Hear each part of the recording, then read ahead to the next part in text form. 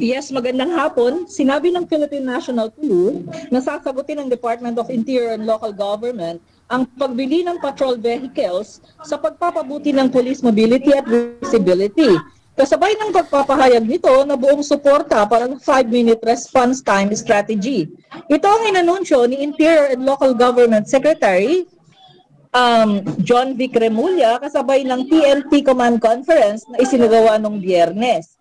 Ipresenta rin ng Police Regional Offices ang kani-kanilang operational plans sa pagtugon sa direktiba ng PNP Chief Police General Nicolas Torre III na isagawa ang mga reforma para sa mga pagsasaayos ng frontline policing. Samantala, inihayag ni Police Major General Anton Aberin, National Capital Region Police Office Regional Director, ang komprehensibong plano bilang ang full implementation ng 5-minute response strategy, pagpapalakas ng logistic readiness, regular training ng mga tauhan, at pagsasagawa ng simulation, communication, at capability exercises. Bilang bahagi ng transition sa fully mobile police force, sinabi rin na ang 8 oras na duty kada shift upang masiguro ang patuloy na operational presence, pagpapalakas ng Red Team operations, at pagbuwag sa police community presence, substation at police boxes.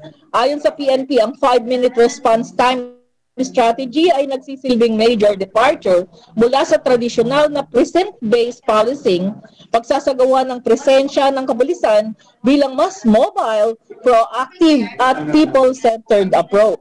Sisiguraduhin ng programa na ang tawag ng tulong ay masasagot ng mabilis, profesional at anumang oras. Nanawagan din si Torre sa ahensya ng palakasin ang internal communication, particular na sa mga station commander, para sa seamless coordination na makapagpapaligtas ng buhay ng mga tao.